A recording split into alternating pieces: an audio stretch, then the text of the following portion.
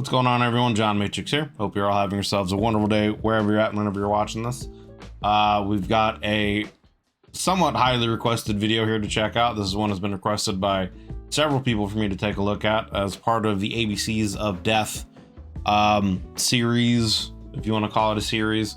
We're going to be checking out SCP-7160-D. D is for Dermatology.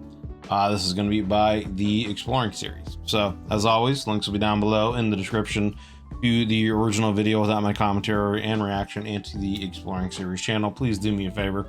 Click those links if you enjoy this video as we go through it. Go over there and give it a like. And if you enjoy the Exploring series content and you're not already subbed to him, please do me the favor of going over to his channel, clicking that sub button, and showing the man some love. He definitely deserves it. Makes a lot of wonderful content for the SCP universe as well as others.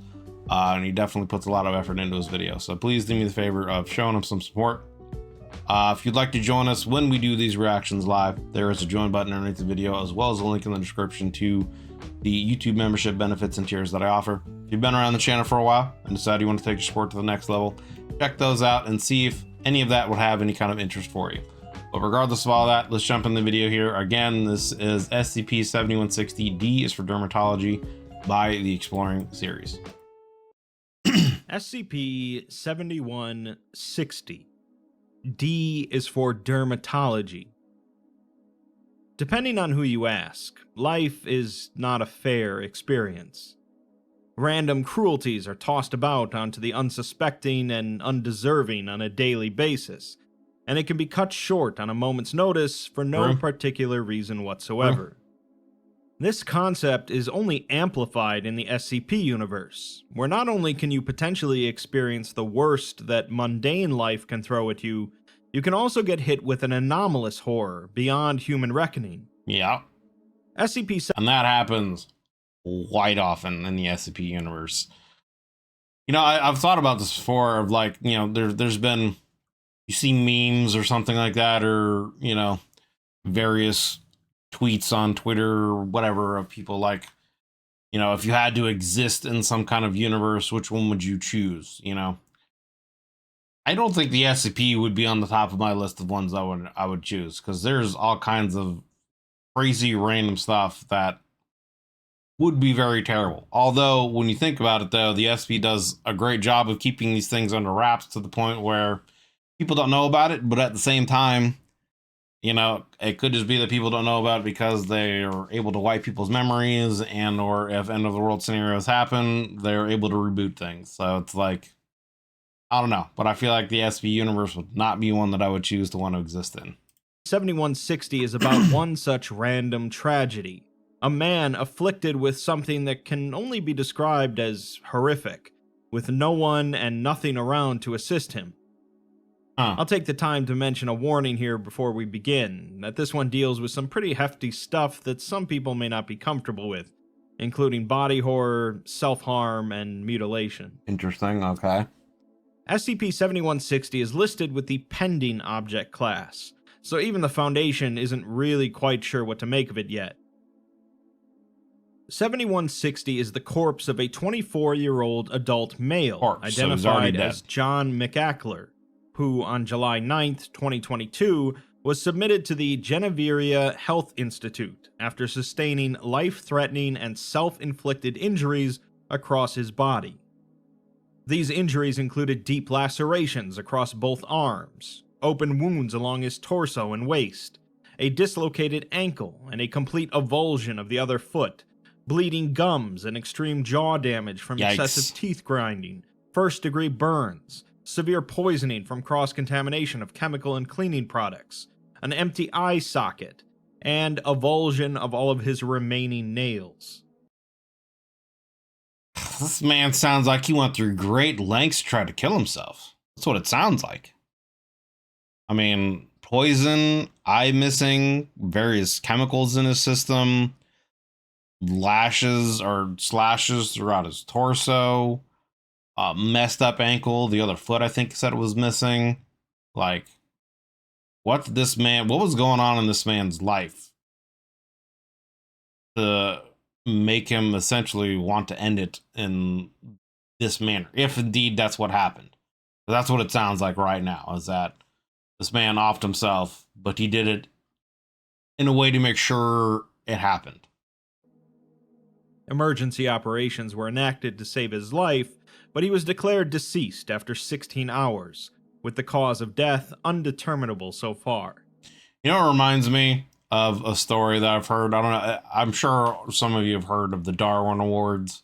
You know, it's kind of a joke thing about people who have died in either the strangest or stupidest kind of ways. And one of the stories is one that I've heard of a man who tried to like off himself by like drinking poison, and then he tried to like hang himself and shoot himself at the same time. Like he tried all these different measures, and like a series of events happened where he was like had the noose around his neck and was trying to hang himself from the tree. Something slipped in a strange way.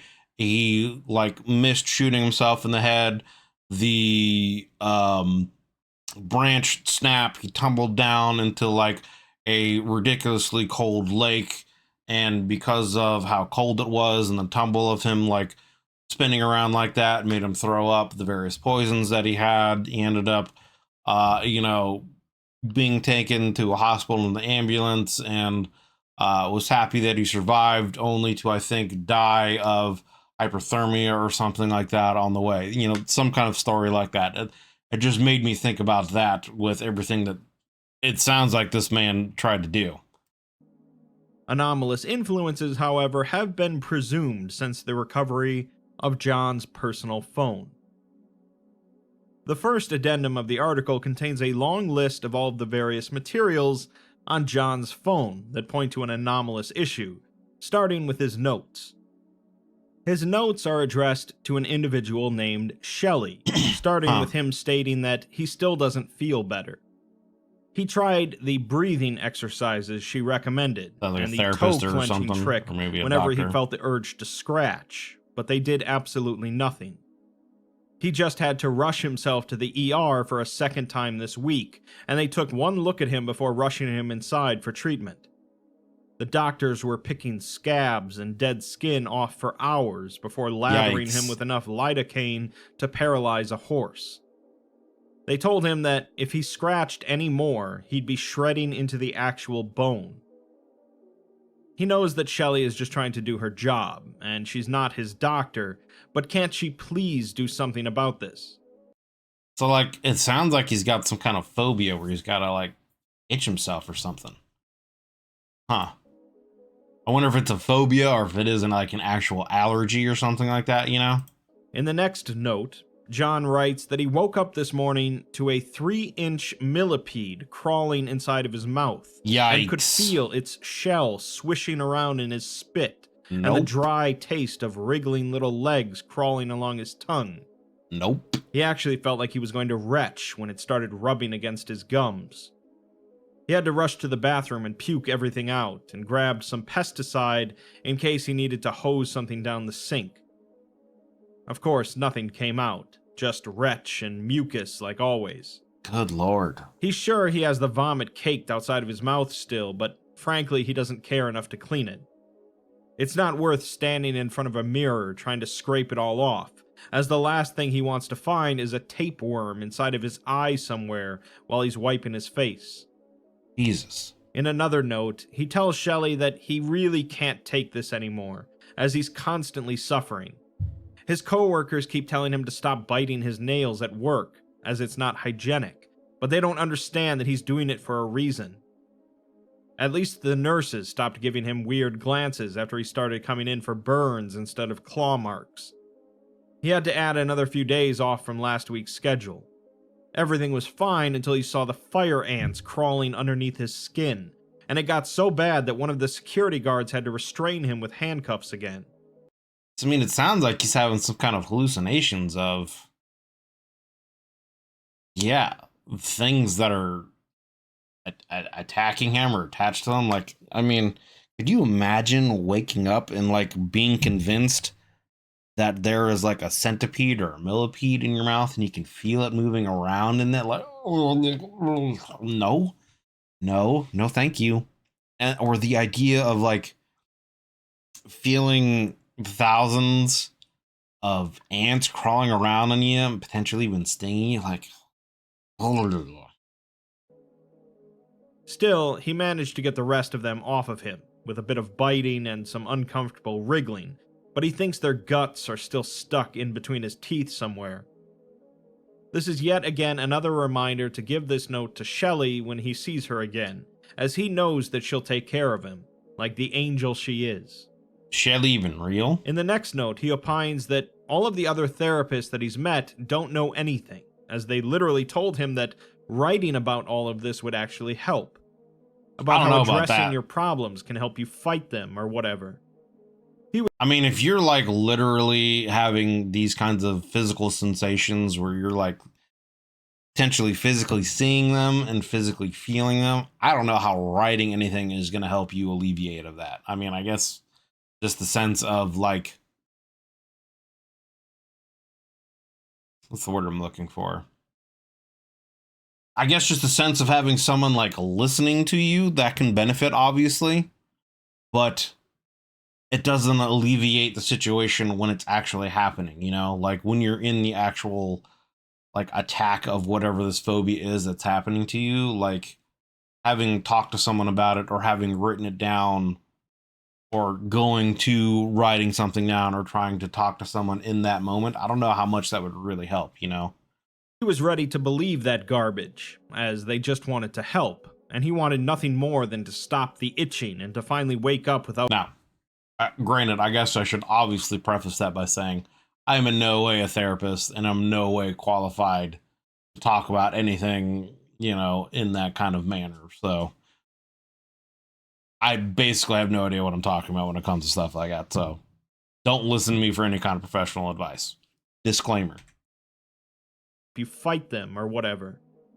He was ready to believe that garbage, as they just wanted to help, and he wanted nothing more than to stop the itching and to finally wake up without blood seeping down his arms. For real.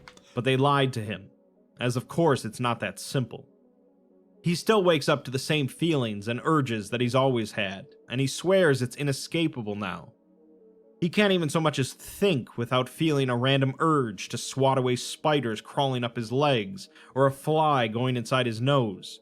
Jesus. That's not even including all the times he's looked through his clothes and saw the countless fleas and ticks nesting in the fibers. I wonder if this is a situation where like he's a reality bender and he doesn't realize he is, and so like he's literally manifesting this. Like his phobias of feeling these things is like literally manifesting them happening to him. This can't continue, and he has to do something about it. The next note is written in all capital letters, with John writing that they're inside of him again, and asking why do they never stop, before writing, "It's biting me," over and over again. In the final note, John writes that he can't keep writing these anymore, as he's way too stressed and tired. His body still won't stop aching, and the stares just keep getting worse.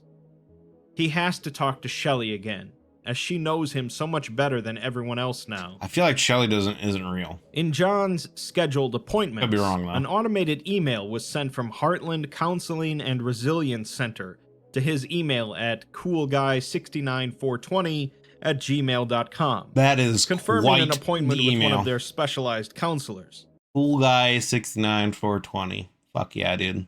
That's a gamer tag if I've ever heard one right there. It's dated for June 12th, 2022 at 6. Hey, if someone out there actually has that email, coolguy69420@gmail.com, more power to you, brother.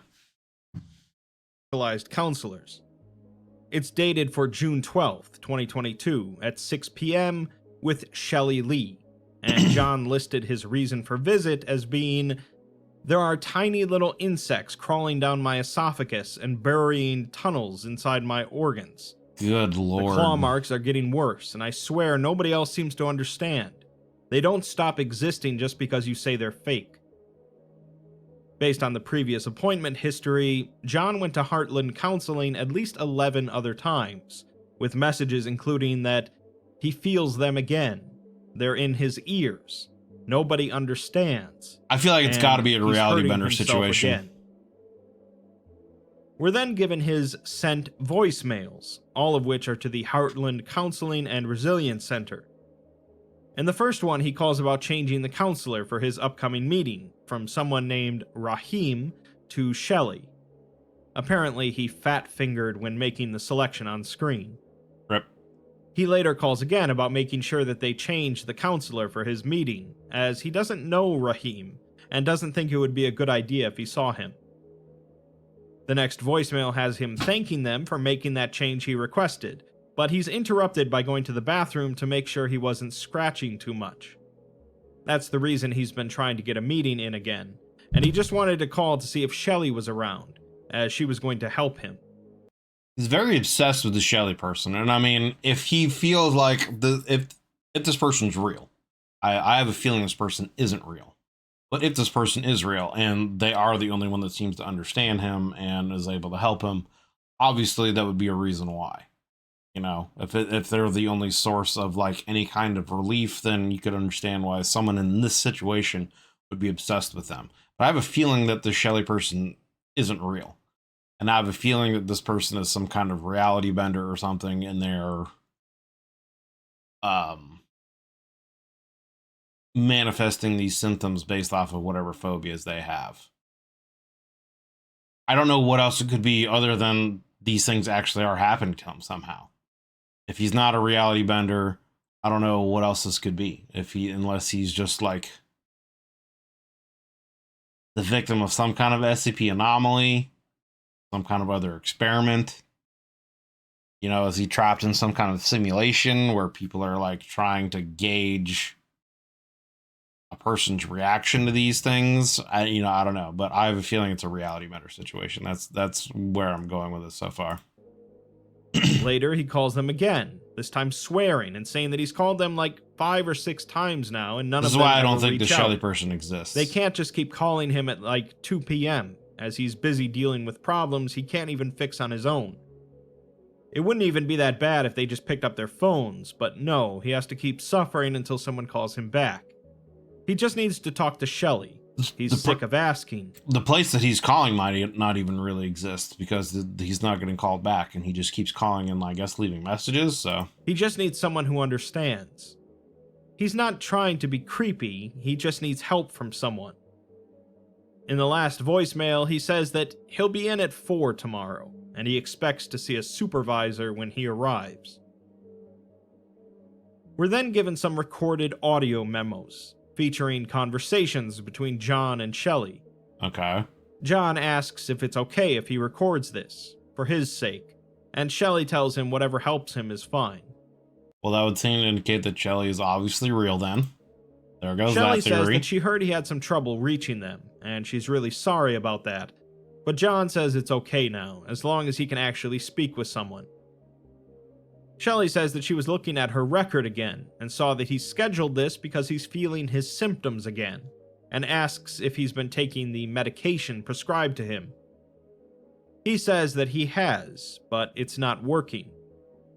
When she asks how it's not working for him, John begins yelling in incredulity, asking how can she not see them as they're everywhere now.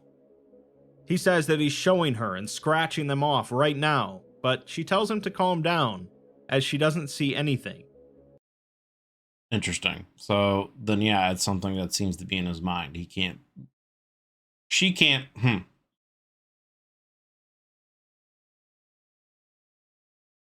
I wonder if it's somehow just a situation where he's the only one that's able to see and perceive these things. You know, like it's on a different wavelength somehow. These maybe are some kind of like extra dimensional bugs or something like that he's only able to see and experience and no one else can. Or maybe he really is just kind of crazy and none of this is real. She'd like to help, but she needs him to try and calm down if he wants to continue. So he does. Shelley then says that they should take a quick break and steps out of the room. When she comes back, John thanks her for calming him down and asks if she really can't see them either. She says that she can't, and she won't be able to. She asks him how they exist to him and what they appear like. I wonder if Shelley is an SCP Foundation like person. They've been like monitoring him this whole time. He says that he sees them as many things, often ants, large ones with big meaty jaws. Sometimes he sees spiders and worms as well, but really the worms only appear in the light, right underneath his eyes. She asks if it hurts, to which he says that it sort of depends, and he doesn't really know how to explain it. It depends on his mood, or what he's seen, and spiders hurt the most, especially when they bite down. Shelley asks if this is separate from his injuries, and if he feels this pain even in spots where he's not hurt. John replies that he doesn't know, and after a brief moment of silence as Shelley goes through some papers, she asks if he sees them right now. He admits that he doesn't, as it's hard for him to find them when he's actively looking sometimes. She then says that they'll pause again and steps out of the room. When she returns, she tells John that she can see that he's bothered and asks if he can explain why. John sighs and says that he's living a life where everyone tells him that his mind is wrong. Everywhere he goes, everything he does, it's always the same.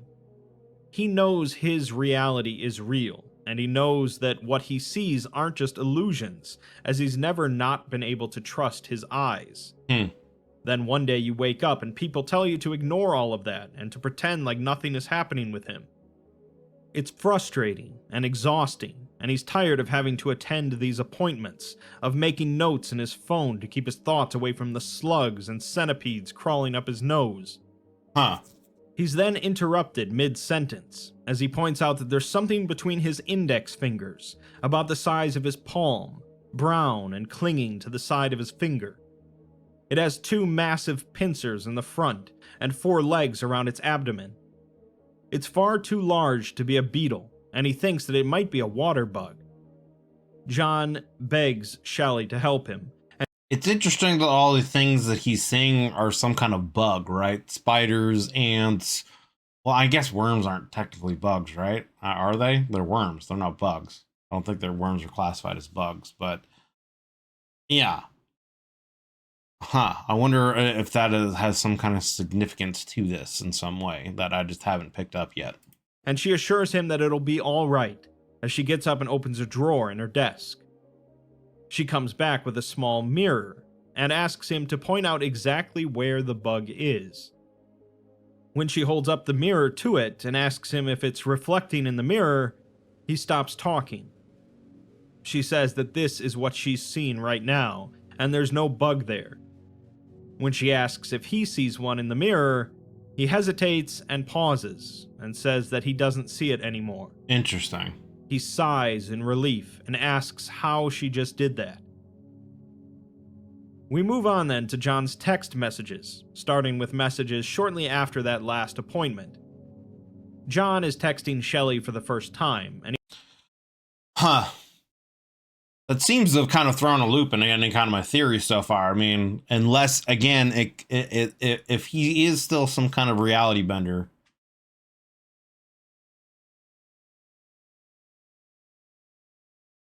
Yeah, I don't know. Because obviously, I don't know. I'm just trying to think of what it could be. Is it a situation where, like, is he, if he is a reality bender and these things are in his mind and he's actually like really feeling these things and only he can see them, then I guess, you know, like, like, what would the mirror like represent, right? Is it some kind of other doorway to what we see for him? Like, I don't know. But it's just the idea that obviously there's no reflection in the mirror, thus then it makes the bug disappear from his mind. Would seem to indicate that, you know, it is all just in his mind, right? It's not real, that he has some kind of phobia that he's imagining. But this is the SCP, you know, universe, so there's got to be more to the story than just that, right? So I still wonder if it's a situation where he is some kind of reality bender, doesn't realize that he's manifesting these phobias, but no one else can see it. And then you know, her holding up the mirror and him not seeing a reflection is then him like altering his perception of reality so that those bugs don't exist in that moment. You know what I mean? I guess that's what I'm trying to get at. And he thanks her for the help today, as whatever magic she did really worked. She asks if he's taken his medication, which he has.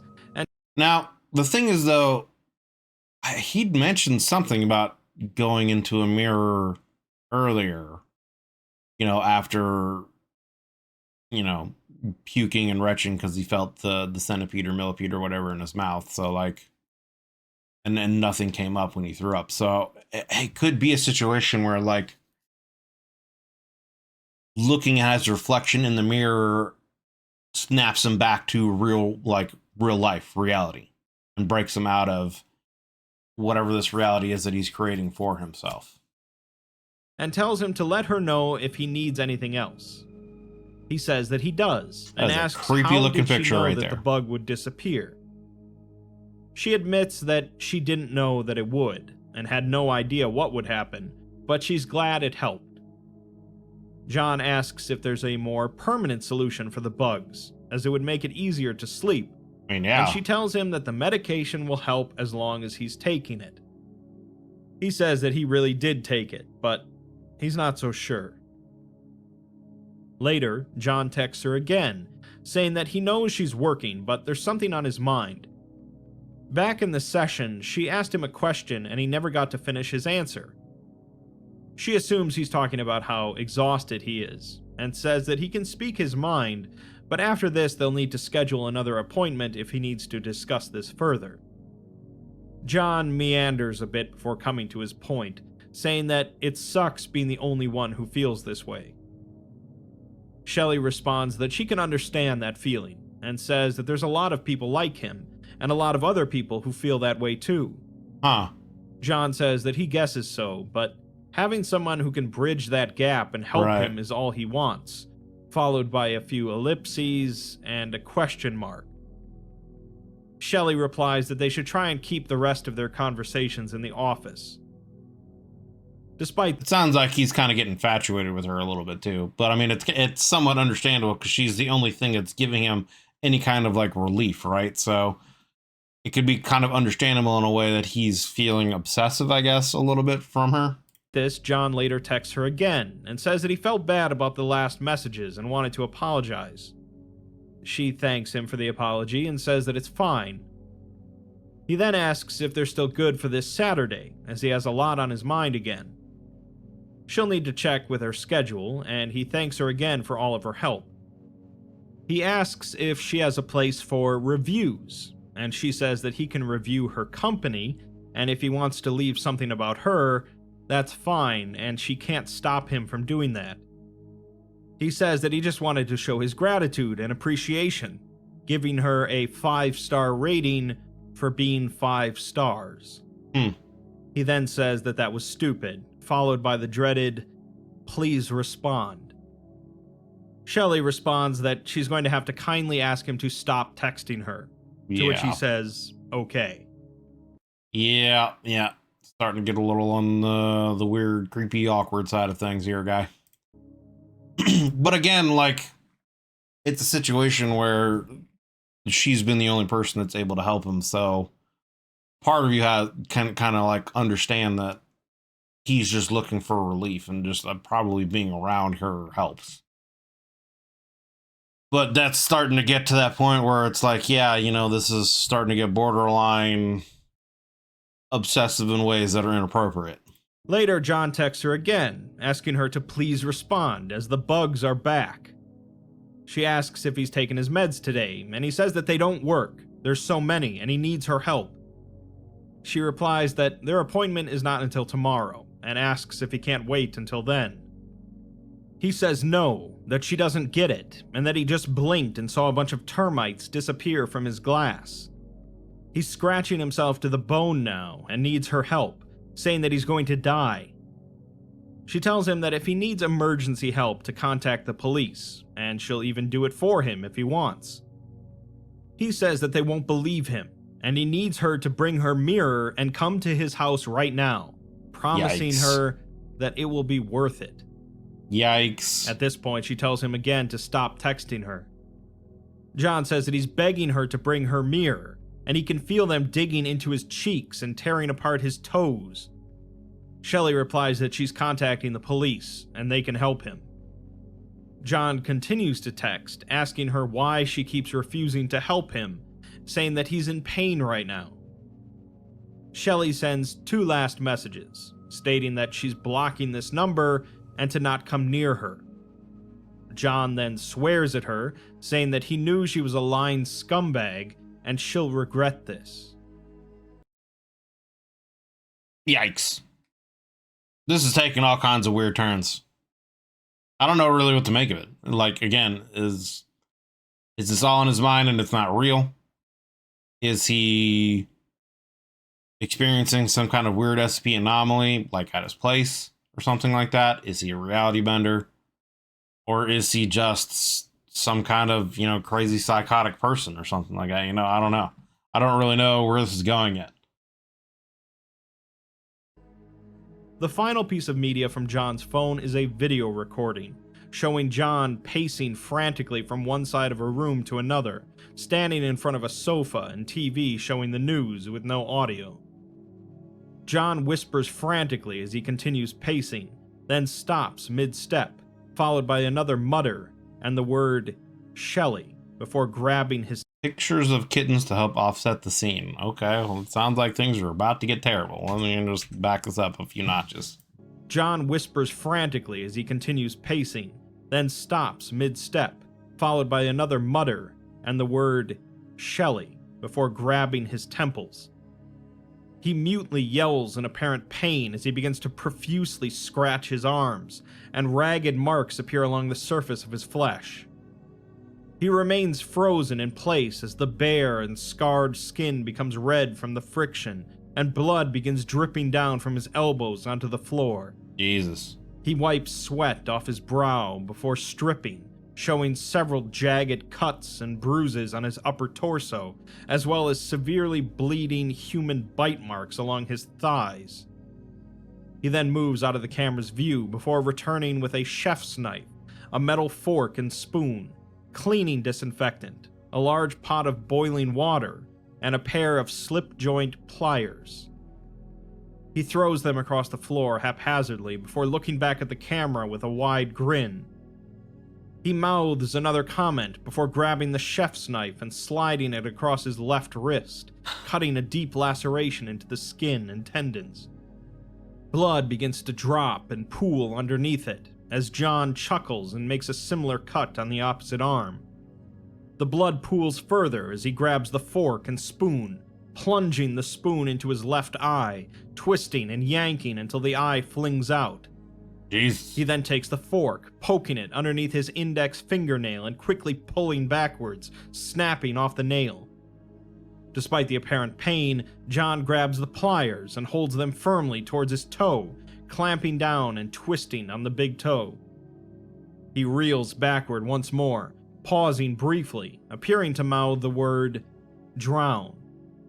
He grabs the boiling water and pours it along his face and upper torso as hot steam races around his body.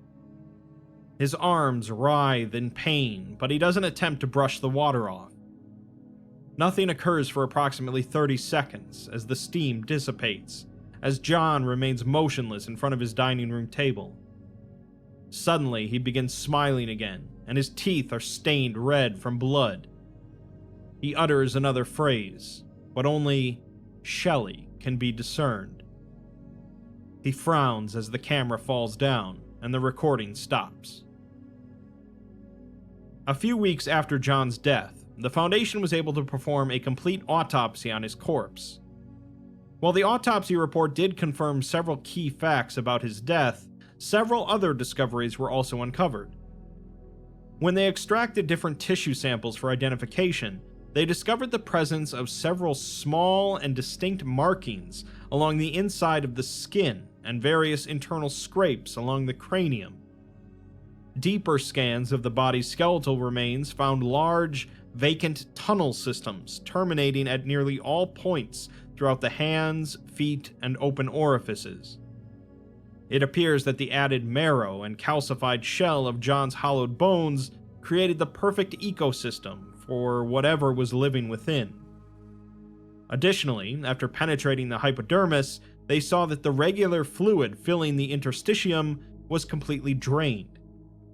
While this can be the result of rare genetic circumstances or severe external damage, this case is not believed to have resulted in any structural abnormalities to the body. Instead, analysis of tissues in the surrounding area have been found to contain a nearly invisible chitinous dust in its almost like he must have had some kind of parasite in his system that was like causing a lot of these things. place. Following the autopsy, another investigation into John's phone was initiated. They found that the last application active on the device was Google Maps, en route to Shelley Lee's personal residence. Yikes. Furthermore, a new message notification appeared upon device startup, from Shelley. She asks if John can call her as soon as possible, as she doesn't know who else to go to. She can't stop itching. Yep. Okay. I feel like it's some kind of parasite situation then, maybe some kind of anomalous parasite that gets passed from person to person. Maybe it's a curse. Someone gets obsessed with someone. That person rejects them, shuns them, and then that curse gets passed on to them after they commit suicide or something. I don't know. Obviously a pretty horrifying article all around. Of course, from the onset, we as readers know that there's an anomaly involved here, right, and that John doesn't survive it. But it's still tragic to see everything that John goes through. For real. Not only does he have to... And very, gruesome, man. To deal with literal bugs inside of his skeleton, but he's generally dismissed by the public as being yet another case of mental illness. Yeah. Sometimes with anomalies like this, we'll get told that a Foundation AI or agent picks up information about the case, and the person gets taken into Foundation custody. But no such luck here. Yeah. Shelley did an okay job in trying to deal with John, but there really was no helping him in the end. And for whatever reason that goes unexplained, it's just made her the new target for a bug hell. Our world is certainly cruel enough as it is, but it's still far better than living in the SCP universe, where random people can succumb to a cruel death that only horror authors can conjure up. Quote? No quote. Feels bad, man. All right. That was SCP-7160. D is for Dermatology. By the Exploring series. Links will be down below in the description to the original video without my commentary and reaction, and to the Exploring series channel. Please do me a favor, if you enjoyed this video, go give it a like, and if you enjoyed the Exploring series content and are not already subbed to him, go over there and hit that sub button on his channel. He definitely deserves it. Makes a lot of wonderful content for the SCP universe as well as others. I mean, so it seems like all of my theories that I had were incorrect. I thought it was a reality bender situation where he might have been, manifesting these situations for himself, but no one else could see, no one else could see them for whatever reason. Or maybe it was a situation where they didn't exist when other people were around him. But that kind of got thrown out the door when he was, actually there with Shelley and she showed him the mirror. I was wondering if it was a situation where maybe these were some kind of extra dimensional creatures or whatever, so he was the only one who could see them and experience them. No one else could. But yeah, I mean, first of all, I mean, there are some other SCPs that kind of go into a similar vein of a person having an event happening to them and no one else believes them, or the I forget what the SCP is called. It was an interesting and good story, but it was like a situation where no matter what this guy did, people would perceive things with him how they wanted to. Like, he could punch someone in the face and they wouldn't perceive that he punched them. They'd just be like, oh, my nose is bleeding, excuse me, yada yada. So like, he was essentially like, anything he did didn't matter, and he was essentially really kind of ignored. And like, basically however people perceived him, that's how their reality of him kind of was, kind of a situation. So there are other SCPs that kind of have similar themes of, this person has a traumatic thing going on with them and the rest of the world can't see it or can't experience it with him, so they kind of ignore him or write him off as crazy or this, that, or the other, when in fact they aren't. But it seems like at the end, it's not necessarily really explained, I guess, as to what it was. Maybe it was a parasite kind of a situation, some kind of anomalous parasite that they didn't know of, that, because Shelley was the only other person he, I guess, got in some kind of physical contact with, she became infected too. Maybe it was also part of the obsession that he had, was this parasite wanting to spread to another being, and was obsessed with Shelley, so he became obsessed with it, so he did that. Or perhaps it was some kind of a curse of some sort, and when he went through the final acts of what he did at the end there, it was, he was saying something, but the only thing discernible was her name. Maybe he was cursing her in some kind of way, and now she's experiencing it. The last message that was left on his phone was from her saying, hey, I'm having this issue now. What's going on? So, I don't know. Look, I mean, could you just imagine your existence is that way, where you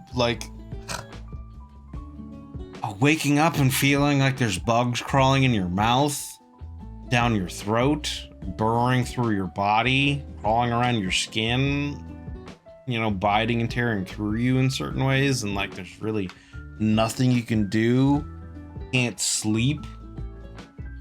You can't do anything. Eating, drinking, ingesting things could potentially make it worse. I don't know, man. Is that really even in existence? So, I don't know. Crazy story, but that one was one that was highly requested for me to take a look at by several members of the community. So there you guys go. Very interesting and a horrible horror story, which goes along with what we're doing here in October for this month. So yeah, again, that was the Exploring Series, SCP-7160. D is for Dermatology. Like I said, links will be down below. If you'd like to join us when we do these reactions live, there is a join button underneath the video, as well as a link in the description to the YouTube membership tiers of benefits that I offer. If you've been around the channel for a while and decide you want to take your support to the next level, check those out, see if you would have any interest. We'd love to have you guys come in here and join our conversations when we do these reactions live. So check those out and see if that would have any kind of interest for you. Regardless, thank you guys very much for watching. Appreciate you. Hope you're having yourselves a wonderful day. If you enjoyed this video, consider leaving a like and a sub. That helps me and the channel grow. And yeah, we'll catch you guys in the next one. Have a wonderful day, everyone.